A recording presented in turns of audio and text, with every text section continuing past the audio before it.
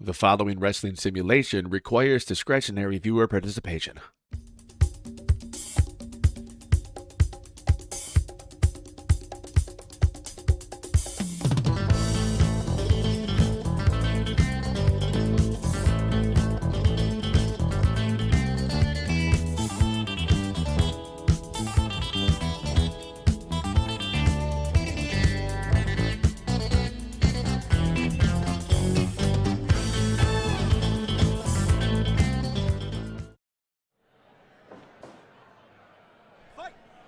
Welcome to another edition of Fire Pro Wrestling Championship Wrestling.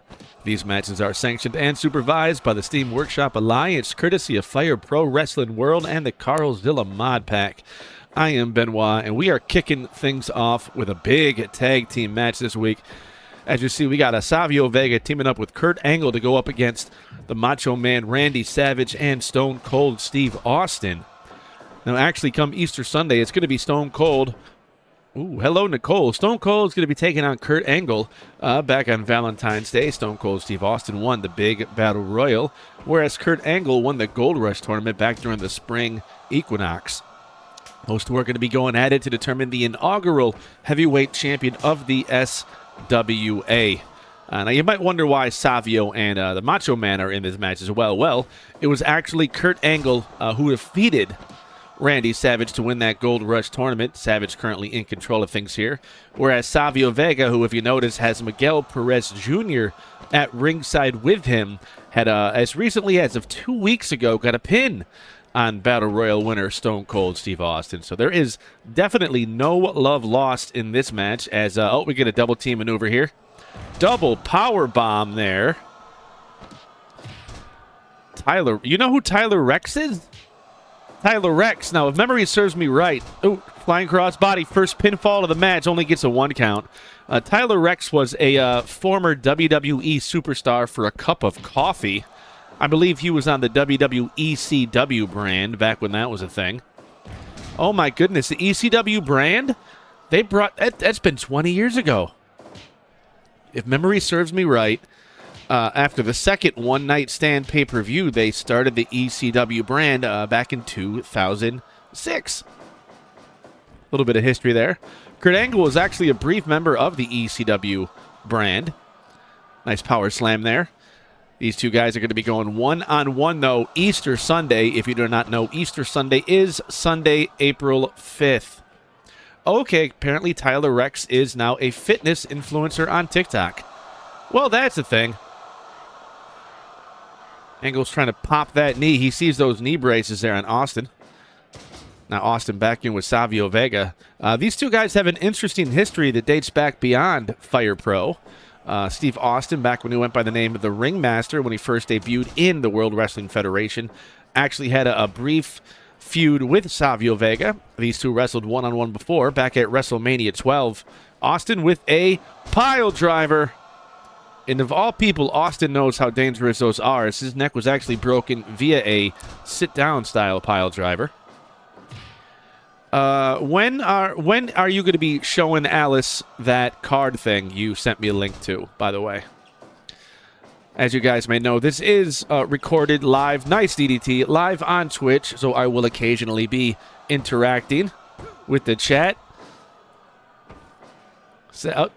Double vertical suplex there, double team maneuver. Now, nice continuity despite these guys have never, well, yeah, these guys have never teamed before. Going for the submission, but Kurt Angle is not the legal man. Looks like Savage might be wanting to tag it. Nope. Oh, yeah. Keep Savio in their corner. Gonna go for that diving elbow, and he hits it. That's got to be all, folks. 1, 2, and it is. Randy Savage gets the pin on Savio Vega in this week's opening here on Championship Wrestling. But there is plenty more to come.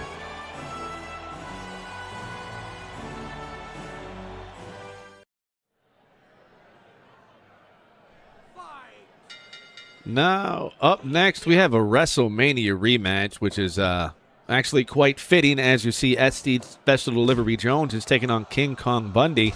It was King Kong Bundy who took out SD Jones in record time at the inaugural WrestleMania.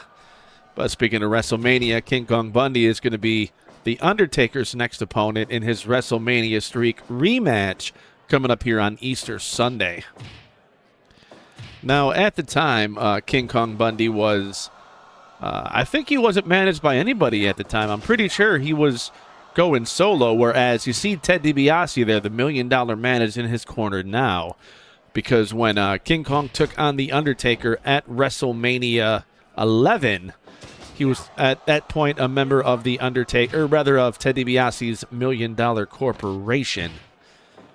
Now, Ted DiBiase has been talking about bringing back the $1 Million Corporation, and he currently has Bundy not technically in the stable, but he is managing him for the upcoming Easter Sunday match against The Undertaker. And it would be a great start to the $1 Million Corporation if King Kong Bundy were to stop Undertaker's WrestleMania rematch streak. Okay, got to give SD Jones credit. This match has already gone longer than their initial WrestleMania match. Now, if memory serves me right, too, Ted DiBiase pretty recently defeated SG Jones in a singles match. I want to say that was last week. SD going for the submission victory there. He has those big man's legs, those tree trunks, and a Boston Crab. Okay, I need to sign that card for Alice because I've yet to look at it. I know you'd given me a link. SD Jones, perennial undercarder in the early to mid 80s WWF. However, he was a good lower card worker back in the late 70s. He would often be on the winning side of some matches. Side headlock takeover. Bundy's giving him a lot to work with there. Bundy weighing in at about 450 plus pounds. That is a mammoth of a man.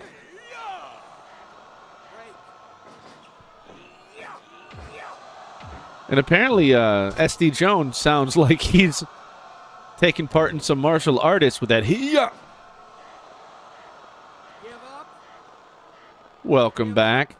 Undertaker has recently defeated the Giant Gonzalez there at the Gold Rush.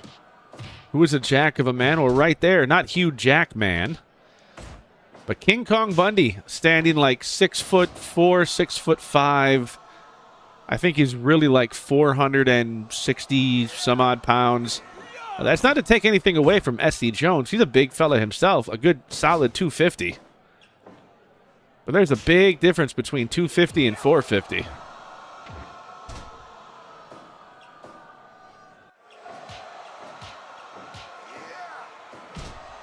And I got to tell you, it'd probably be very disappointing for Ted DiBiase if his man here were to lose to SD Jones. Oh, man, but special delivery, clothesline in the corner. Up. He just fell on top of him. A flare flop.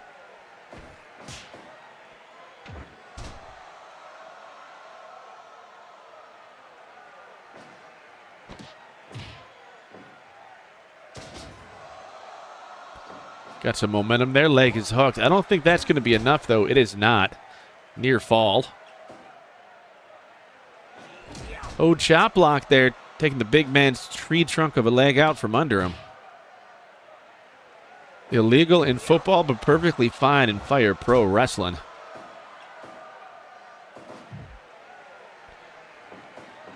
Oh, charging into the corner. Now that's a trademark there of King Kong Bundy. He calls that the avalanche or avalanche splash when he charges that big frame right into the corner against his opponent, crushing him against those turnbuckles. Now, even though those pads do have a little bit of padding in them, there is a steel turnbuckle underneath, so it's not a lot of support. If you have any part of your body thrust or crushed into them, it's going to hurt. You're going to feel it. Oh, speaking of feeling it, I think Bundy's starting to feel it. Sidewalk slam. But is he winded? Must be because SD Jones got to his feet first. Up. Going to make Bundy run. What a drop kick. Oh. Indeed. The walking condominium, as some would say. Just got taken down. Now is not the time to wave to the audience, Jones. If you wanna get a victory here, you gotta capitalize on your success so far. Oh, but even Jones is starting to get a bit winded. Once again, a shoulder tackle to the back. Bundy did not see that coming. Lateral press, leg is hooked. This could be, no. What an upset that would be.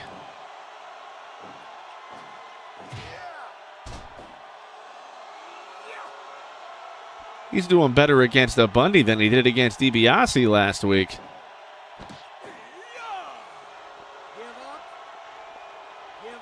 Gonna cauliflower those ears. Oh, now DiBiase is going up on the apron. Distracting the referee. What does he have in mind? Whatever it is, it doesn't seem to really be working all that well. Jones is still dominating for the past couple of minutes here of this match. Leg is hooked. There we go. But 2. All right. No. Jones's feet are well under the ropes. Referee is going to make that call. Not allow the pin. Now he's going for the cover. No, just barely. 2.99999. Double underhook, making those arms bend in the opposite direction. Going to break those elbows. And that's about to break a face. Cover once again. And unfortunately, Special Delivery Jones had all he could take. We're going to be seeing King Kong Bundy on Easter Sunday, April 5th, when he takes on The Undertaker in a WrestleMania Streak rematch. Everybody's got a price.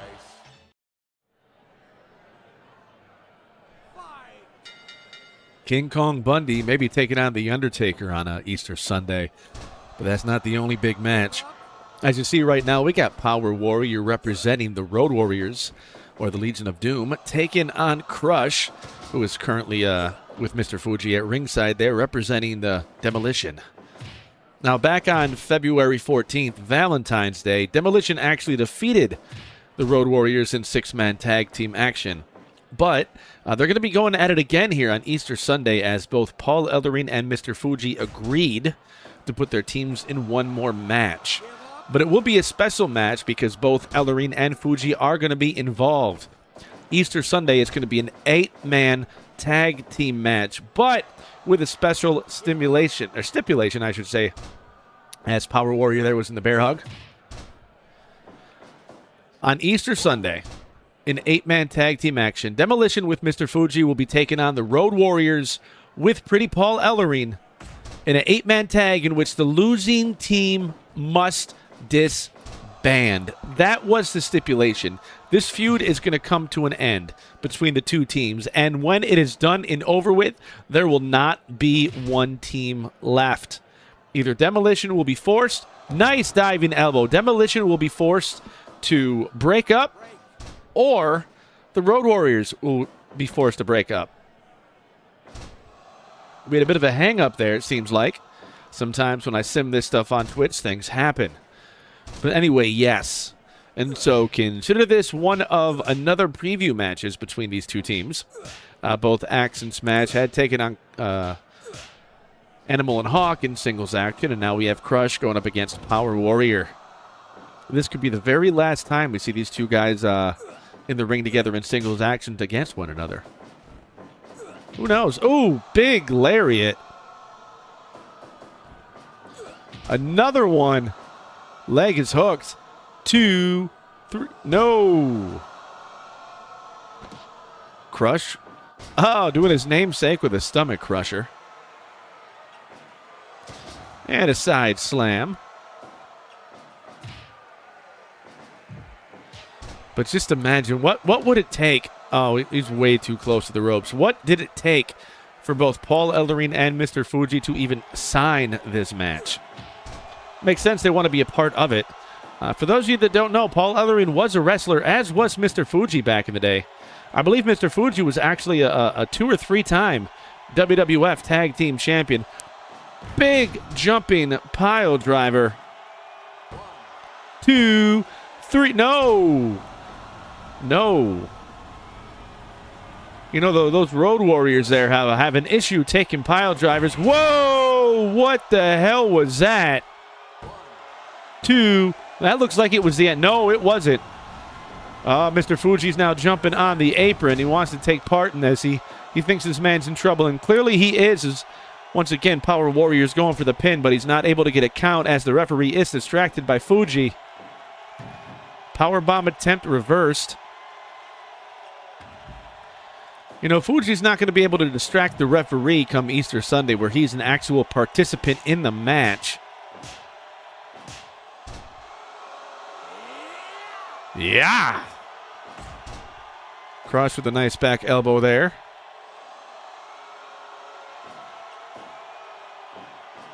Side salto.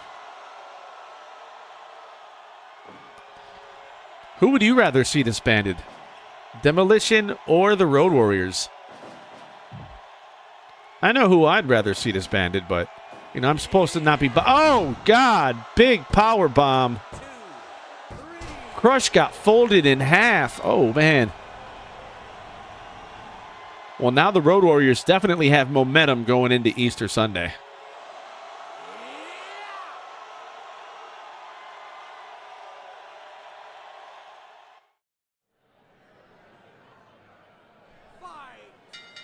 Up next, we have a woman who looks like she herself could be a member of the Road Warriors going up against Tina Moretti. That's Mad Maxine here making her debut in Fire Pro Wrestling. Brought in by the fabulous Moolah, who once again brings in one of her former students or one of her managees in the attempt to show that modern women's wrestling has nothing on what it used to be back in the day.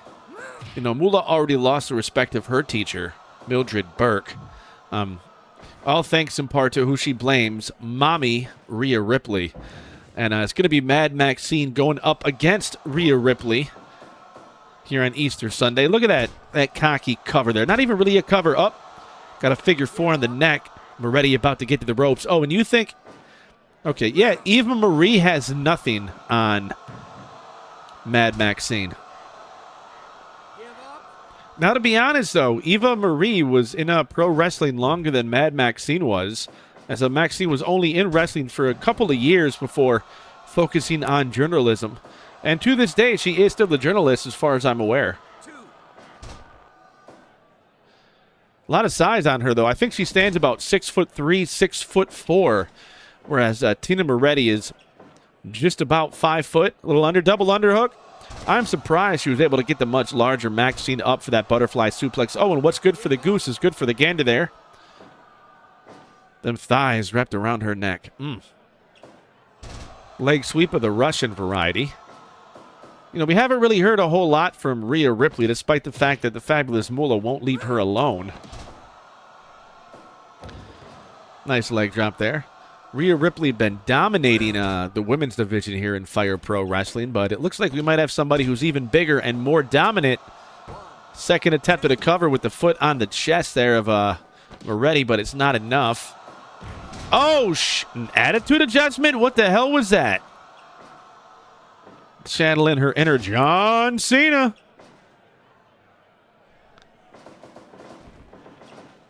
Good drop kick there. Now, I want to say, I think Tyler Rex... Oh! Texas Cloverleaf. That's a good way to keep the big lady off her feet. Tie them legs up in a bow. Does it wobble? Does it fro? No, but she has a mohawk. Badass punk is Mad Maxine.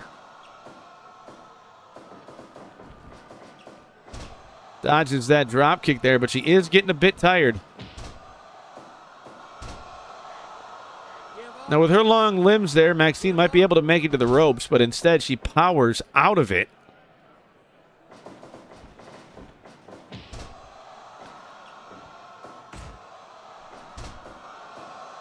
Oh, come on. Don't you love it when people that don't really have a lot of muscle definition, like, try to flex and show off their arms? That's just funny to me.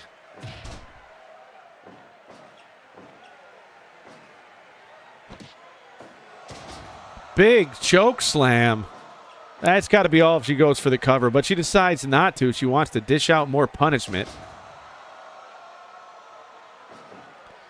Tina Moretti we saw once before, I believe, in tag team action. I think she tagged with Rockin' Robin a while ago. Rockin' Robin, that's a former women's champion in the WWF. German suplex with the bridge. Gets a 2. Mad Maxine, I do not believe, won any championships in her short tenure, though she has appeared in WWF and the AWA, if I recall. Lateral press, and I think that's going to be okay. Never mind, I am wrong. When it comes to women, I am often wrong. It would be a bit of an upset here if Moretti was able to get the pin, or rather the submission, specifically on Mad Maxine. Bulldog, don't know how that worked. Leg is hooked. 2, nope. That's a lot of lady to keep down on the canvas there for a count of 3. Atomic drop right on the tailbone. Guaranteed to make you walk funny. Ooh, headbutt to the back of the head.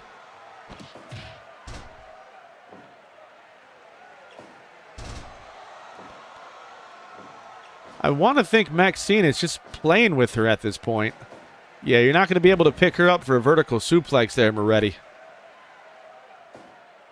1, 2, no!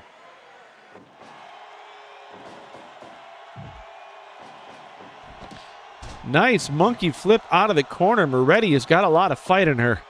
Got to think that Robin's been training her well there.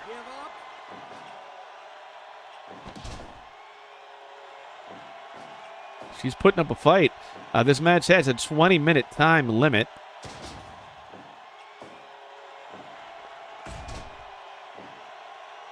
Double underhook, up and over with the butterfly suplex. Followed by a clothesline. The fans in attendance here are behind Moretti all the way. German suplex with the bridge again. Look at that. Oh, now Moolah's got to get involved. Moolah does not like what's happening. Oh, Moretti. She could have the win here if Moolah wasn't messing with the referee.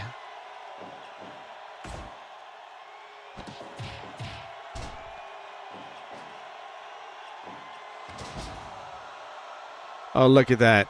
Maxine cannot capitalize. She's taking her. Another German suplex. 2, no. Followed by a vertical, yes. Moretti lifted up a 6'4" woman for that vertical suplex.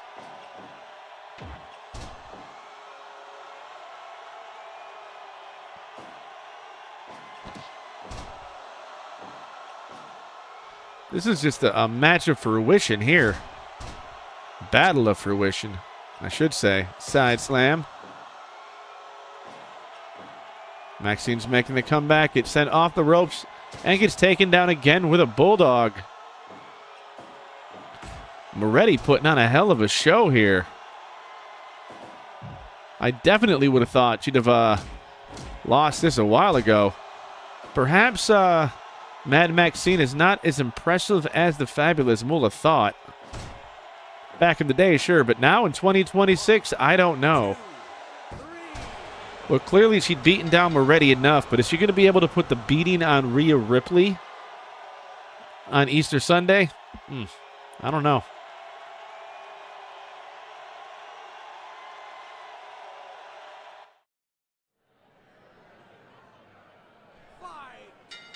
It's the pride of Mexico, Alberto Del Rio, taking on the man who just recently won the WWE Championship again, I believe. The American Nightmare, Cody Rhodes. These are their first singles match here in Fire Pro Wrestling, as they both made their debut back during the Valentine's Day Battle Royal. However, now there's a championship to be determined, and therefore the rankings mean more than ever. So both men want to show what they can do here today. Now, these two did wrestle multiple times back in WWE, but I don't know if Cody Rhodes actually ever got a pinfall on Alberto Del Rio.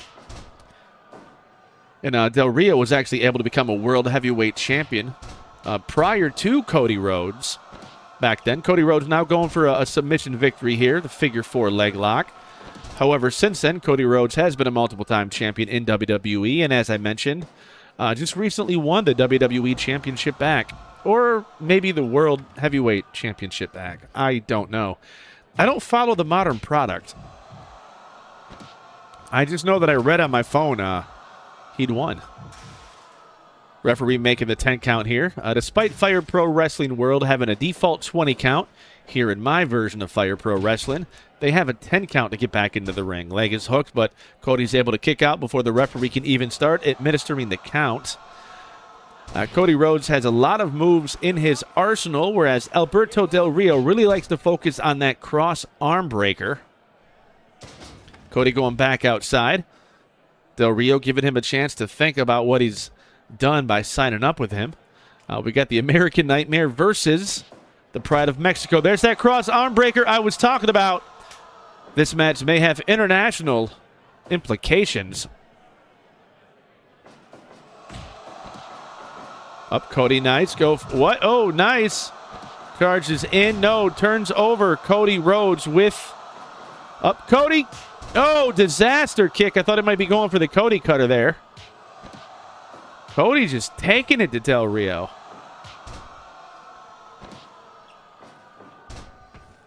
Now he's way too close to the ropes that are going for that submission, but he's going to lock in the figure 4 anyway.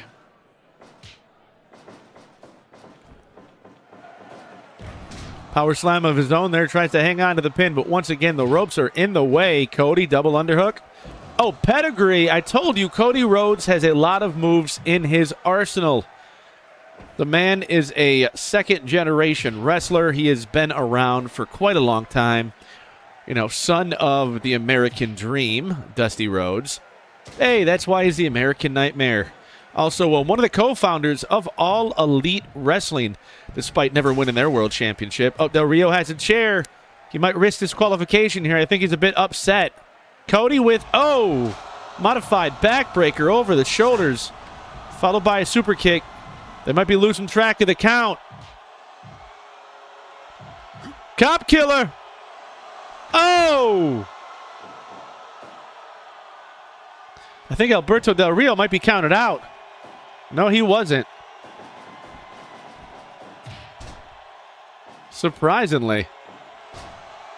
I don't know, we get a German or I guess a Mexican suplex with a bridge, which was enough. After all the punishment, Alberto Del Rio still comes back and gets the victory. And that's going to be all for this week's edition of Championship Wrestling. I am Benoit, signing off. Keep on simming, everybody.